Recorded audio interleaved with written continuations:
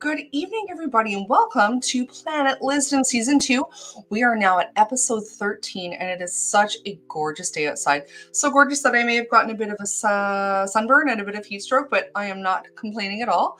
You know, I am so excited for this week, especially because this particular person I've had the opportunity to get to know over the past little while. You know, he's not only a man who does television production, he does writing, he also hosts and produces his own podcast called The Essence of Cool. He's an excellent conversationalist and, again, a very talented musician. Folks, I want you to give a very warm welcome to the wonderful and amazing Bernard Frazer. How are you? I'm wonderful. What a great opening montage. Well done. Thank you. I have a funny story to tell you. When I first made it, I'm a little bit dyslexic, and I didn't realize that when I wrote "We're Getting All Fancy Up in Here," I had only done it with one T, and I watched Spenny from Kenny versus Spenny, my guest, looking at this and laughing, and I thought, ha ha ha, he probably thinks I'm so clever, but he was probably looking at the spelling mistake, going, who is this person? So needless to say, once I noticed it, 8 episodes later, I fixed it. Such is life, you know. What are you gonna do? I mean, that's just, you roll with the punches and you just kind of laugh at yourself. Absolutely. Now, for those of us who don't know who you are, because I know who you are, please, how would you introduce yourself? Gosh, that's a difficult question because I kind of wear a million different hats. Currently, I guess the most significant thing is that I am the founder of the synth pop band Church of Trees from Ottawa. And we've put out 5 albums. We've played live. We just recently opened for Carol Pope and Rough Trade. We worked with Carol last year, wrote a song called World's a Bitch that got a lot of notoriety, and we did a video for it and was really well received. So that's sort of my main hat right now, although I delve into video production, I write, I mean, you name it. That is just phenomenal. I mean, you really do wear a lot of hats. Mm-hmm. So this is out of Ottawa, but you're located in Toronto. No. I'm in the Ottawa Valley. I'm originally from Toronto, but I'm in the Ottawa Valley. Yeah. Okay, my mistake. You know, and that's the funny thing about online streaming. I just assume everybody is my neighbor. Here I am in Toronto. I'm like, oh, you must live down the street. Well, the thing is, I work with so many people from Toronto. I kind of feel like I'm still there. Okay, But that would absolutely do it. yeah. Well, when we were talking earlier, you had mentioned that you did have a career in television production, working on the Deanie Petty show. That was one of the things I did. Yep. Worked with Deanie back in the mid 90s, and an amazing person to work with, a brilliant host, really intuitive. And we brought on so many cool guests. And although we had a parade of stars walking in, some of the coolest people for me were kind of the average Joe who had done something extraordinary.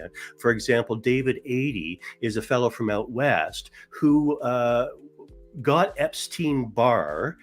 His entire left side was paralyzed while he was planning a walk across the Great Wall of China. So he's about to embark on a 5,000-kilometer walk, and he gets Epstein-Barr. He fought through it, and within a year was able to fulfill his vision, went to China, and walked the entire length of the Great Wall. That is incredible. Yeah. Yeah. There is a testament to, what you can accomplish when you have a strong will. Oh, absolutely. Absolutely. Wow. And I grew up actually watching Deanie Petty. She's one of my top 3 Canadian female broadcasters that I've really looked up to. So when I found that out about you, I lost my mind. I love her. I had the chance to meet her once in a grocery store when she was shopping for her son. Right. And I was just like, you're the coolest lady ever. You're so down to earth. She always had great guests. And, I grew up having 3 channels in the country. I had CTV, CBC, and on a really good day, TVO. Right. So Deanie Petty, of course, was my talk show. Right. Yeah, no, she was so much fun to work with. I mean, she let me do crazy things with her. I was her dedicated story producer, and I would take her out, and we taught her barefoot skiing. We taught her how to walk a trapeze or a tight wire in the circus. And she threw caution to the wind and would let you do anything. If she thought it was going to make good TV, she was in. And that makes her even cooler, Yeah. That's really fantastic. You have worked with a lot of really interesting Canadians. I have. Let me go back to my list here. You have worked with Chris Ward, who wrote for Alana Miles. Yeah, so I actually lived in Chris's apartment for the summer. I guess it was the summer of '83. He wasn't there at the time. He was actually up in Bracebridge doing the Second City Touring Company with, of all people, Mike Myers. And I was dating Alana's sister Colleen, and Colleen and I were staying with Alana in the apartment and going to gigs. And Alana would let me open her second set with a Bowie tune every now and again, and yeah, it was a lot of fun. But Chris, I had on my show The Essence of Cool, and it was great to chat about all his years, not only with Alana and writing those great songs like Black Velvet, but also working on Much Music, because he brought so many great bands to Much and introduced Canadians to the coolest of the cool. There it is. You have spoken with some really amazing Canadians here. I mean, not only Carol Pope, but also Jordan. I'm going to say his last name wrong, so please correct me. Zadarozny. Thank you. Oh, my God.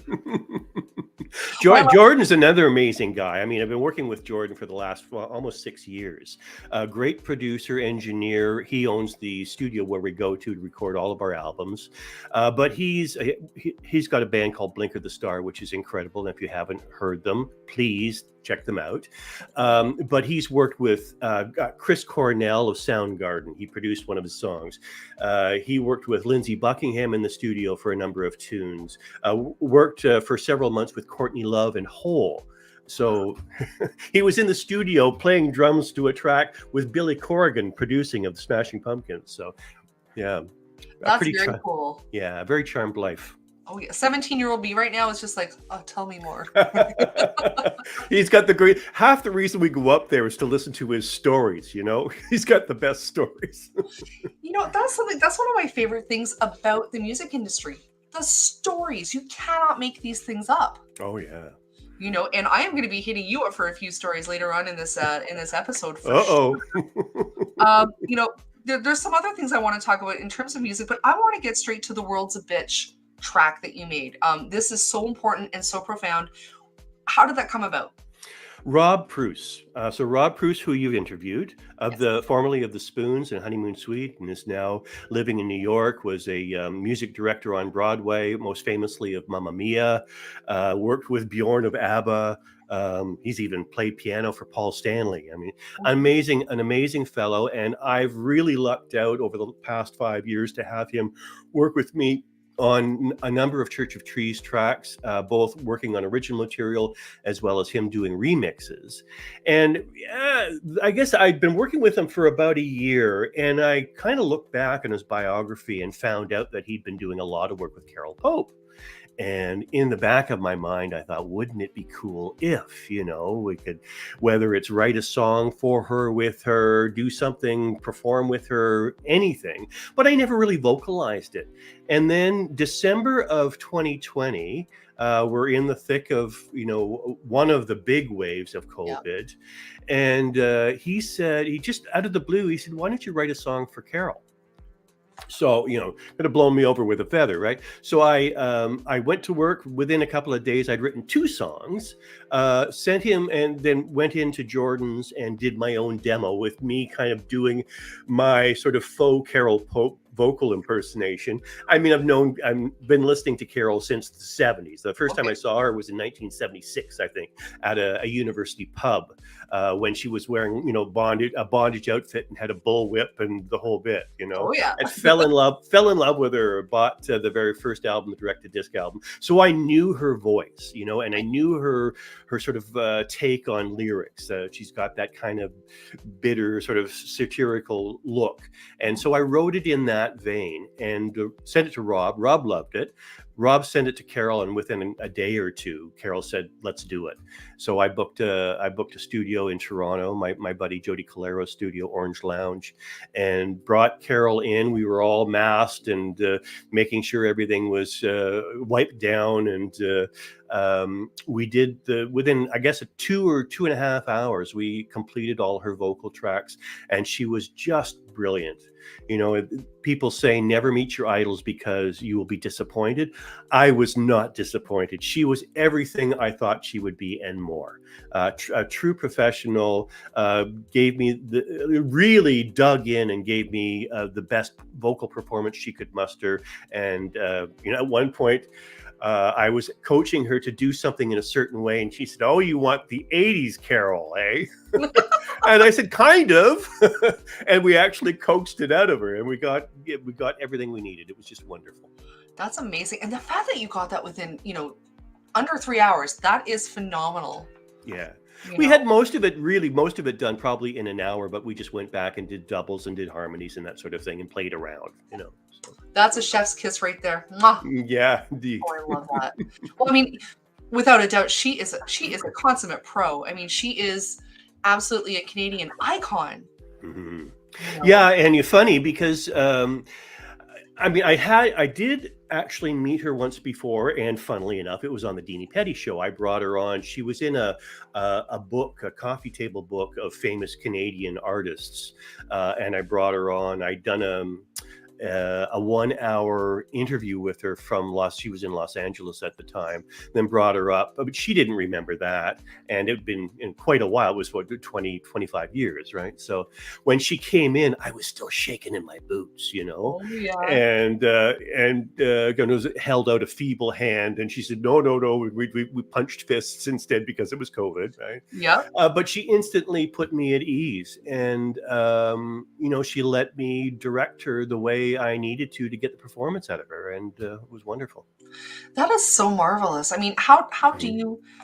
And I guess that is a credit to your professionalism to be able to be calm in that moment when you are shaking in your boots with admiration for this artist, to really hunker down and do the work. Well, that's the thing. I mean, when it all comes down to it, the job you've got to do, right? Yeah. And you just kind of knuckle under and get it done. And again, it was that, and it was that work ethic, but it was also down to her making everybody feel comfortable. Absolutely. And a credit to her for doing that, because there are some artists out there who do not want to do that for everybody working with them, and it makes it so much harder. Yeah, been there, done that. Met a few of those in the Deanie Petty show. Oh, I'm sure. I've met a few of those myself, you know. How do you, and how do you find you rise above when a situation like that happens? Just to go off course for 1 second, because I would love to know your take on how to do it, because I know how I do it. How to when people get When they a make the little uppity? when they make the situation uncomfortable unnecessarily. Well, I mean, it really depends on the person, you know. I mean, the whatever they're doing and whatever their demeanor is, it may require sort of a different approach. But usually, it's a quiet chat on the side to say, "Listen, we've got a job to do here. We've got a number of people who are trying to get this thing done, and we're all professionals, and we need to stay professionals, and let's do it." You That know. is a very kind approach. I like that. Well, I mean, you don't want to. I mean, I've seen some people get sort of hard edged and pull rank and be very commanding. That doesn't work in a lot of cases. You know, No. depending on the person you're working with, that may tend to have sort of the opposite effect, right? It's true. I find if you have the ability to read the room and to read the person, it does make it a lot easier. There have been moments where I've had to take someone aside and say, "Hey, is everything okay? Like, what's going Yeah, on? You want to chat?" yeah. But that, I mean, reading the room, boy, if more people could learn how to do that, you know. Absolutely. Well, I mean, myself being a little bit ADD and sometimes socially stupid, I have put my foot in my mouth many times, and I've learned, Me too. Me observe too. first. Yeah. Yeah. Oh, I would have stories for days of how I've embarrassed myself in the past. Now, getting back to this world's a bitch phenomenon that you've made, because I watched the video a few times now, and I do want to kind of talk about it before we play it. Because being in a pandemic, being socially distanced and in different cities, how were you able to make this video happen? A lot of that was down to the producer I hired to get it done, a producer director.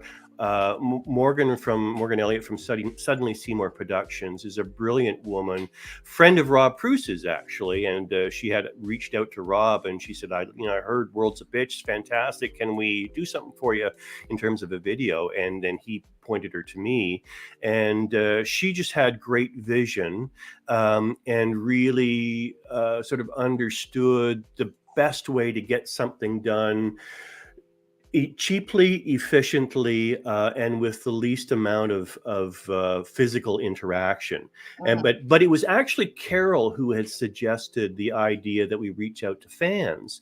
She had a friend in New York who had done who's a photographer who had done a series of what show us what your life is like during lockdown. And so Okay. he took pictures of people of their lives during lockdown. And Carol said that would be kind of cool if we could extrapolate that to video and have, people turn their iPhones on themselves and show us how you're managing. And so we sent an all call out to fans and friends around the world, and we were inundated with great video. I mean, such a beautiful response. But people from fans from Tokyo, Sweden, Greece, the UK, France, the United States, Mexico, like amazing. And they were all so great, so well done, so funny. And so, the great Frank, the great editor that Morgan put to the task of cutting this together, just had a ball because the footage was so great. So it kind of cut itself together, you know. That is absolutely fantastic. Mm.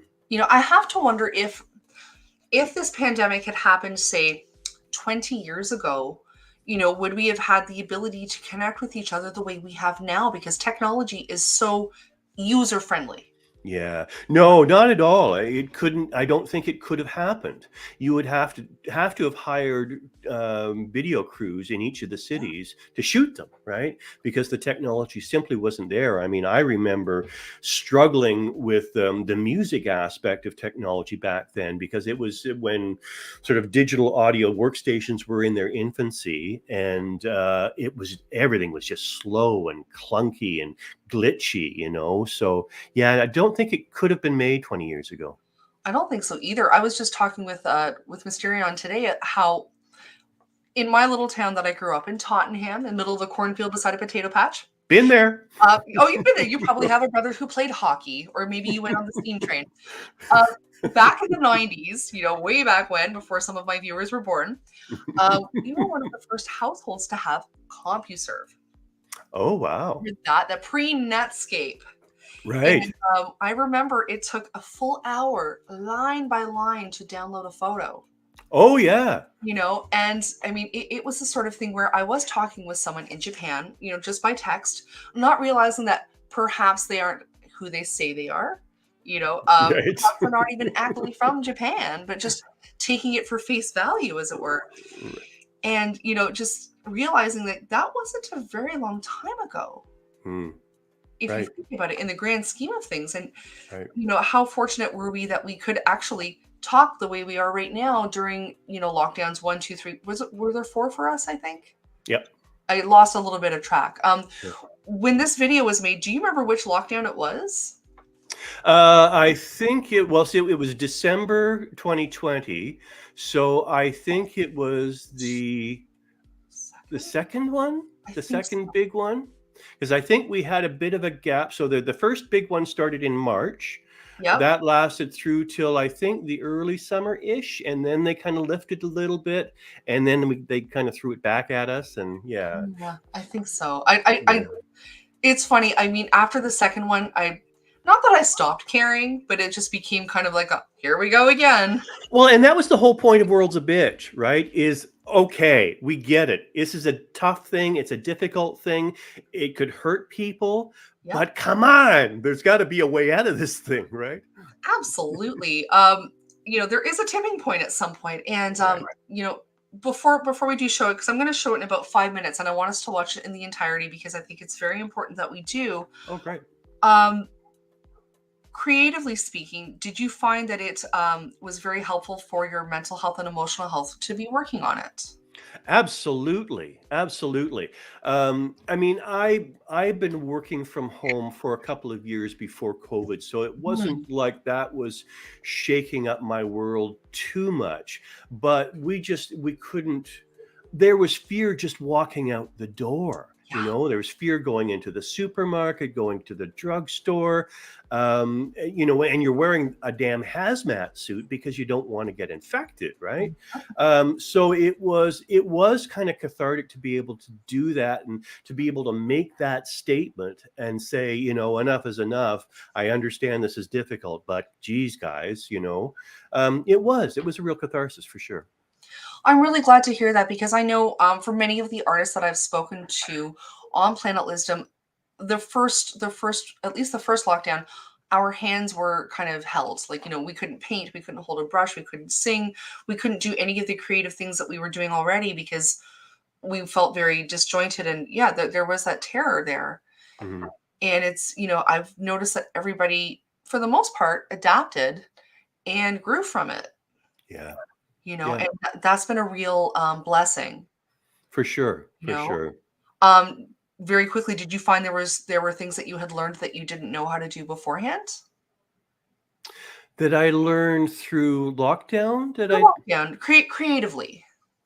Well, again, I've been working on my own from home for a number of years. So there wasn't a huge shift in my workflow, to be honest with you. Okay. So maybe not, but maybe managing others through that period was probably the one thing that I did learn is because people's nerves were shot, and it was sometimes kind of difficult to work through things with them because they didn't know how to react at that time because it was just so weird, so foreign. That's very true, actually. I always say this because I think it is very true. I think, like it or not, we are all teachers, and how you react to the world and interact with the world teaches somebody else Mm, how perhaps they should interact and react with the world. So, I'm really happy to hear that you were able to kind of be a mentor to people in even micro ways. mhm. I Yeah. think that's a very beautiful thing, and it actually it's like a wave. It does actually increase in untold ways for people in terms of benefit. Yeah, yeah, and there's a ripple effect too. What you do in a positive way affects somebody else, who then in turn affects another person in a very positive way, and it just sort of ripples out, right? Absolutely. I love the ripple Mm. effect. Mhm. So I want to play this video for you, and we are going to play a couple commercials afterwards. But folks, I want you to pay acute attention to what is happening here, because this song is, first of all, incredible. But second of all, the way it has come about, the way this video has been made, is also such a testament to the power and creativity and ingenuity of humankind. So here it is, World's a Bitch, the clean version.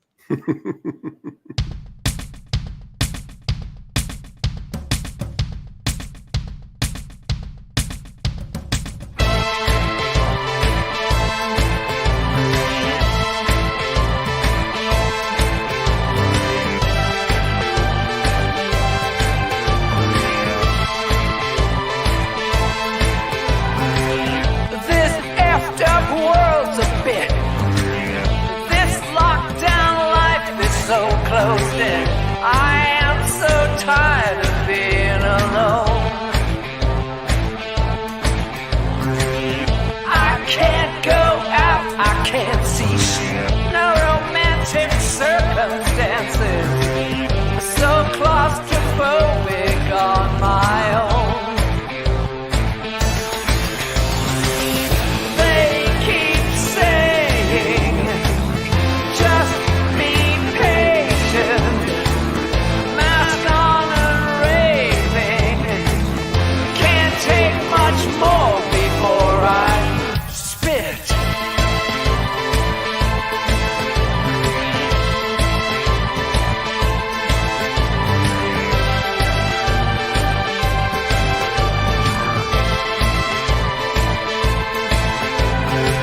Hear it in their heavy sighs, others' troubled eyes. Only touch I feel is on my own. It is so constipating. My eyes keep dilating. No fun even masturbating in the safe zone. Wash those hands. Wash those hands. Keep 6 feet back. Oh, they keep saying, just be patient. A mask on and raving. Can't take much more before they keep saying, just be patient. A mask on and raving. Can't take much more before give me my wet dream vaccine. They keep saying, just be patient. A mask on and raving. Can't take much more before they keep saying, just be patient. A mask on and raving. Can't take much more before I spit.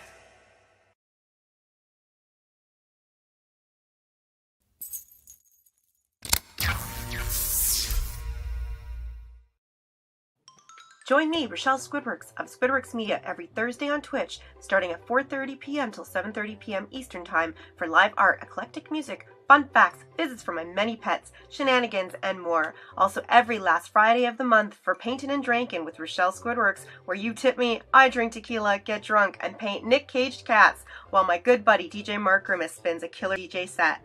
For more multimedia art, check out squidworks.com and follow on social media at Squidworks Media. You can also follow me on YouTube for past recordings and playlists. Don't forget to subscribe and like. See you in the channel. Hey, spooky friends! I'm Dr. Mysterion. I'm Catherine the Great. Come join us on our new podcast, Hey, Spooky Friends! Available on Spotify and Anchor. All things paranormal, spooky, Weird, and somewhat bothersome. That's you. I think that's me. So we'll see you and you'll hear us Yeah, both. on our new podcast. See you then.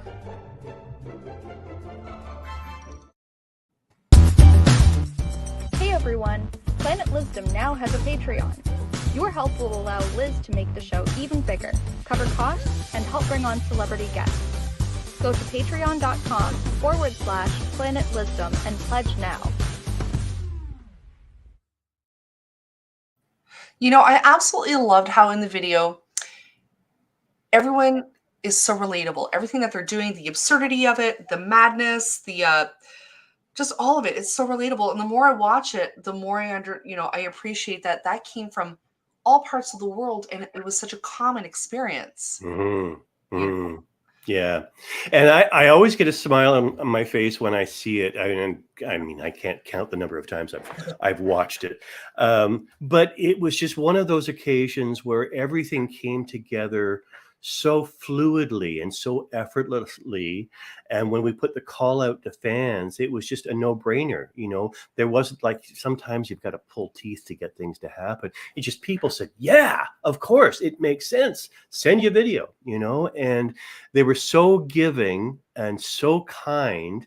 And the performances were just so cool. Well, and the production value. Here I am realizing that happened on an iPhone. Yeah, I mean, save for the footage that we did with Carol, that was done in a real studio, but everything else was like iPhone footage. Yeah. Oh yeah, and from an artistic viewpoint, I really liked that she kept going to positive to negative. Hmm. That was very much a reflection of my emotional state Yeah. about it. And I was like, I am hot and angry about this, but I'm okay and I'm resigned. Hot and angry, okay and resigned. Yeah, it's true. I mean, that's the genius of Morgan at Suddenly Seymour and her editor Frank. They really knew how to put that together effectively to really make the statement. They really followed closely to the lyrics. They understood what the message was, and they just caught the sentiment and worked it really, really well. Oh, so well that I almost forgot I was playing it. I'm like, oh, it's my turn. I have to pay attention. I'm really in this. I am sucked right in. Good, good. I almost had to have a talk with my production team and get them to focus. I know I'm always hating on my producer. Rochelle, actually, who I just played her ad for Squid Inc.'s media, she does a Twitch stream before us where we get to see her artistic process. She says, great music video. I did catch that. Amazing. I'm so glad you got to see it. Oh, great.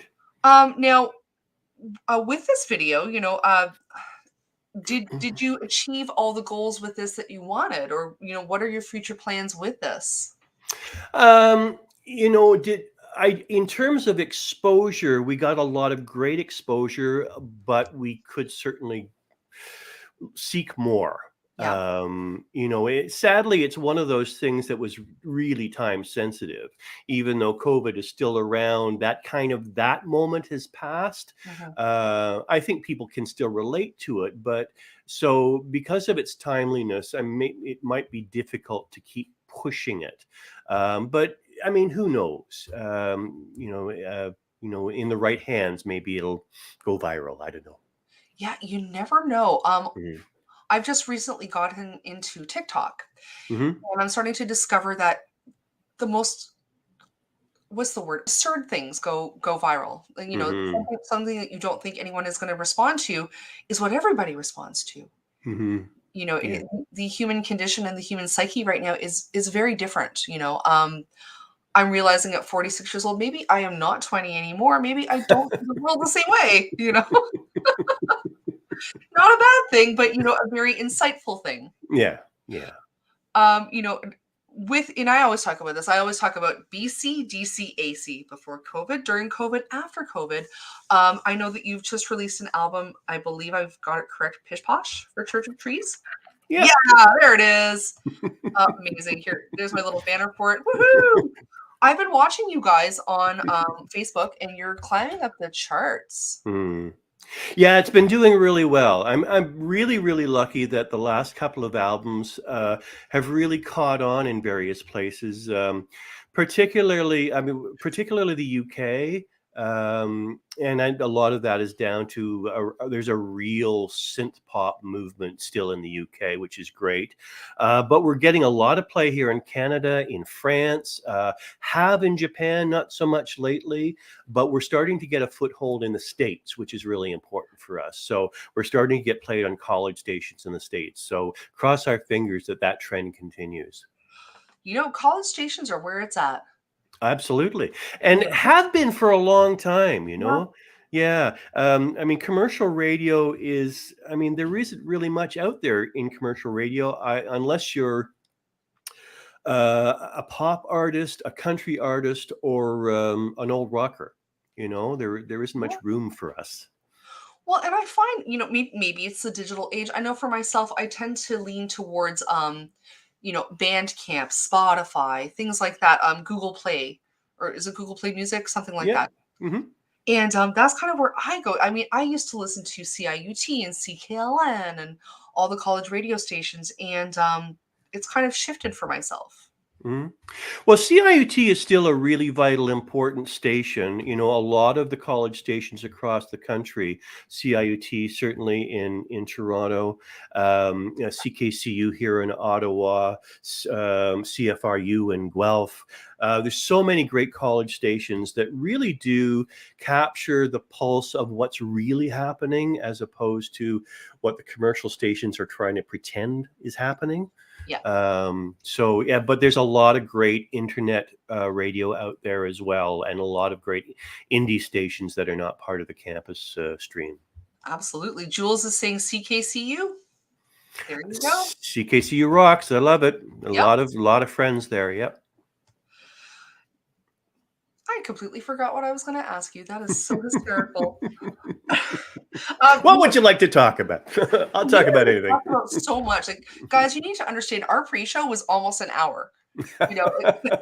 Bernard, you are such a great orator. And I said it before, I'll say it again. You can read me my grocery list any day and I will be captured, or whatever the word is, like engaged. You were telling me earlier about music experiments that used to do with Dave Foley. Yeah. So Dave Foley of Kids in the Hall, news radio, and he's Apple show too with Jennifer Aniston. Oh gosh, the name escapes me. Anyways, he and I used to hang out back in the late 70s, early 80s. At the time, he was very interested in comedy. In fact, I saw his very first amateur Yuck Yucks show. And he was remarkable, to be honest with you. His first time out, 5 minutes, he did great. But he was a saxophone player and a flautist. And he was, at the time, he was just finishing in an experimental school in Toronto called C School. And one day we were talking, because we shared a love of things like Robert Fripp and Brian Eno and Harold Budd, Steve Reich, a lot of minimalists. And he said, we were listening to Robert Fripp, and he said, because Robert Fripp did a lot of tape loop experiments. Yeah. And he said, I can get a hold of some reel-to-reels from school and bring them over. So at the time, he was still living in Etobicoke, but I was living in East York. And he ended up taking like 2 bus rides and a couple of subway rides, dragging 3 of these 30-pound reel-to-reel tape recorders. And at the time, he couldn't have weighed more than 100 pounds soaking wet. So that was a true feat. But he dragged it all the way over to East York, and we sat up. And for, I guess, a good month and a half or so on the weekends, we would do these great tape loop experiments. Deliver Me from 10cc. That's fantastic. Yeah, tape loops on 10cc. I'm Not in Love. Goodness gracious. There were thousands and thousands of loops on that thing. Oh, I've got goosebumps. I talk about that story all the time because that is some artistic ingenuity right there. Oh, for sure. And the kids these days, they just know what you have to do. Like I went to OCAD for integrated media. I know about reel-to-reel bullshit in Right. analog this and analog that. It's not bullshit, to be fair. It's just a different way to create things. That's But right. I love the degradation of sound, of picture, when the simplest explanation, doing a photocopy of a photocopy of a photocopy. The breakdown of that. Same with sound, recording of a recording of a recording of a recording. You guys must have come up with some really cool stuff. It was pretty interesting, and it was a very tactile thing because you're playing physically with the tape. When you do a tape loop, you would record. Like for example, we would record Dave playing the flute. He would play a couple of notes on the flute, Mhm. and he would record that, and then we would say, okay, well, we're just going to throw caution to the wind and decide that this particular loop with this flute is going to be 6 feet long. So we would take the tape Oh, with the flute in some section of that tape, and then tape it together, and yep. then put it across the tape heads of the reel to reel, and then take a microphone stand and pull it like 3 or 4 feet out so it was taut, so that it would come around and play intermittently. Oh, And I then we like did another one where I was like playing the cymbal or something, and then do the same thing, but make that 12 feet long and have that rolling in, and then putting those two onto yet another tape recorder so that we could mix the two together. It was fantastic. It was fascinating. my brain is so happy hearing this right now. Oh my! Do you have any recordings of that? Sadly, I mean, I looked through. I might, but if so, they're probably in pretty rough shape. Because that was that was 40 years ago. Well, and tape wasn't really meant to last, Not the tape that we bought, that's for sure, because we'd buy the cheapest because we couldn't afford any good tape. You know what I used to do? Okay, you remember how you would get a tape cassette, Hmm. but you couldn't afford a blank tape to record something, so you would take an existing tape cassette and pop off the tabs Oh so that you yeah, could record. been there, done that. I believe I sacrificed a Men Without Hats tape to record. Don't say that. Ivan might be listening. I'm sorry, Ivan. I'll buy another tape. I was 17 and very broke. I did it for Brave New Waves. I needed to record all the amazing things that Patty Schmidt was presenting me, and I didn't have the tape. I know, I'm giving you all my dirty secrets. Well, hey, listen, I've done it too. You're not alone. And Jules is right. She's saying the pens. Remember taking the tape on your pen Oh yeah, wind it? winding it, yeah, because it would get all snaggled up, and then you'd put it into especially on the car deck, right? It's Yes. always screwed up in the car deck. It would get all mangled. You'd pull it out, and there would be just reams and reams of tape all crumpled up. So you'd have to go and sort of smooth it all out and get the old pen and spin it around. And The corrugation. It was terror, especially if it was like an underground B-side that you got at a concert illegally outside that you're not supposed to have, and you will never get replaced because it was in Ohio. right. Oh yeah, I know that horror. I want that story. Oh yeah. There are many things that people don't need to know about in public. But you see, that is why I love music and art, because there's always a story. Always. Yeah, You know? true enough. True enough. Are there any stories that you can share in public related to music that you've experienced? Oh, gee whiz. That's a good. I've never been asked that question before, so I'd have to think long and hard. No. I do have I have a Deanie Petty music story. Okay. We brought on the great performer Robert Palmer. You remember "Addicted to Love," right? Uh-huh. Simply Robert, irresistible. yeah, Robert Palmer came in, and of course he was as dapper as he always looked on video, right? And ever the gentleman, and a very soft spoken, and that beautiful British accent. And he came in, and it was the same day that we had on Lauren Bacall. Bogey and Oh. Bacall, Aubrey Bogart's wife, Oh. the great Lauren Bacall, who was a goddess and the epitome of Hollywood, right? She came in, and I hadn't told him that she was here. He saw her and he started trembling. I have never seen Robert Palmer tremble before. And he turned into this huge geeky fanboy. But it was just so cool to watch this wonderful, this debonair, suited British gentleman get all a quiver at Lauren Bacall. Of course, everybody did because it was Lauren Bacall, right? But it was Well, pretty there's funny, a perfect example of it doesn't matter who you are. right? Everyone has their idol. Yeah. Everyone turns into a fanboy or a fangirl at some point. Right. Well, I always, anytime I'm with Carol, I always fanboy because she got to work with our mutual idol, David Bowie. She opened the Canadian leg of his Let's Dance tour, the Serious Moonlight tour.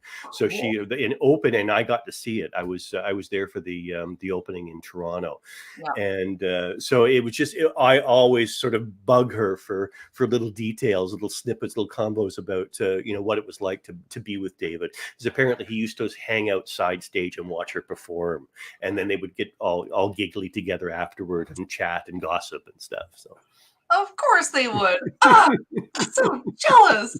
That's amazing. yeah, Well, that's nice to hear that he's such a cool dude because, you're right. Never meet your idols because sometimes they're not what you think they are. So to find right. out that he was really as cool as he was, Hmm. that just makes me love him even more. Yeah, and I've heard that from so many people. I mean, I follow a lot of his former band members, and they speak nothing but the highest of him because he was a real class act. You He know. really was. I remember when there was the exhibit about him at the AGO about 10 years ago, I think. Hmm. And I remember I literally read every single placard. I took the time to read every single thing that was put up about him. And I Hmm. remember I had my little, my 80s puffy earphones on, those Sony ones, the little orange Yes. ones with the head. And I was watching Life on Mars. Right. And I think it was a 16 millimeter reel that they were playing, something like that. It was a little bit degraded and lovely. And I remember I'd always loved that song, but I didn't connect with it until that moment. And here I am standing in a room full of people. I've been a fan my entire life. I'm getting to know the song again, and I'm bawling my eyes out in public because Yeah. it has hit a new part of my heart. Yeah. And I thought that is artistry right there. Yeah, there are a number of songs that he has written that always hit me that way, and I'm reduced to tears. And of course, "Life on Mars" is one of them. Oh yeah. Yeah, I mean, even now I'm getting a little, verklempt. yeah, But that's the power of art and power of music, which is something I Mm. really love about what you are doing. I forget exactly how I met you. I reached out to you on Facebook, but the more I've kind of cyber stalked you and learned about what you do, the more I really appreciate what you're doing and admire it. Oh, thank you. I think you are so incredibly talented, and I really do look forward to doing a part 2 with you because there is just such a wealth of I guess artistic and personal information that I want to learn about you. Oh, thank you. So much more. We are definitely not done. I'd be happy to come back.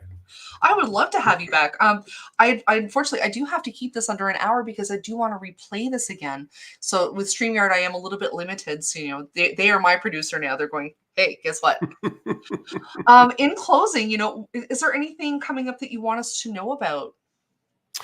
Well, we're trying to put some more live dates together. So, now that we're up and running, we have the live machine up and running. We're looking to get out, and we would like to get to Toronto. Certainly a stop that we would like to make. We would love to do the Horseshoe sometime. And if we can get across Canada, that would be wonderful. COVID prevented us from fulfilling our dream to get to the UK to do a short tour there. We had actually planned, it was in the works that we were going to be there the spring of 2020. But COVID put the kibosh on that, sadly. But we definitely want to get there because we've got a number of fans and friends in London and Liverpool and Manchester and Hull. So we would love to get there. We're working on some videos. So we're working on a video for the song Progression from Pish Posh, which is a song that I sang. Also one called Waiting for You, which Stella sings, the great Stella Panacci. And we're also looking to do a live performance video. So sort of a repeat of what we did opening for Carol, but do that with some professional equipment and at a nice venue and a group of people, and should be fun. That would be amazing. Please keep me posted so I can help promote and, just fangirl out with what you're doing. No, I'm ever so pleased to meet you. I genuinely thought you lived in Toronto. I don't know why. Well, I grew up there, so I still have the smell of Toronto around me. So. The Toronto cool. Well, it's the shirt. I blame the shirt. And of course, I never say Toronto. No. Trana. Trana. 2 syllables. Trana. Does anyone actually insert the second toe. Toronto. People that have only been there once. Toronto, Etobicoke. Yes. Oh my gosh. Etobicoke. That makes me laugh so hard. I'm like, you are not Canadian. This isn't the Etobicoke. I talked to Paul Myers. He's from him and his brothers are from Scarborough, but they pronounce it Scarborough. Yeah, Scarborough. Scarborough. Yeah, Scarborough. On that note, Bernard, thank you so much for spending the hour with me. I think you're just a fucking delight. I love to say that. You are a fucking delight. I think you are a delight. Thank you so much for having me on. I really appreciate it. My pleasure. I do look forward to part 2. I'm probably going to watch World's a Bitch a few more times again because it is so excellent. Guys, you can find it on YouTube. Mm-hmm. You can watch the clean version or the not clean version. That is entirely your call. Well, the not so clean version is great because it's the Rob Pruce remix, the Rob Pruce variant club mix of World's a Bitch. Yeah, I like variant club mix. Clever. I see what you did there. That was Rob. It's all Rob. He's the clever one. That's brilliant. I love it. Oh, my face hurts. Oh, that's great. Oh my gosh. Well, Bernard, I hope you have a great weekend. It's going to be beautiful. I hope you get some sun. I hope you get to actually go outside and enjoy, life and maybe be unmasked for a bit and just, do all the things. I'm looking forward to it. Basking in the sun. Absolutely. And when you come to Toronto, please let me know. We are definitely due for some beers. Cool. So actually coffee. I like coffee better in the afternoon. That's better. I know. I'm such an old lady. I'm like, let's do coffee in the afternoon. I sleep by 10. I love coffee. Coffee's good. Bernard, be well. I will definitely see you soon, okay? Thank you so much, Liz. I appreciate it. Thank you. Okay.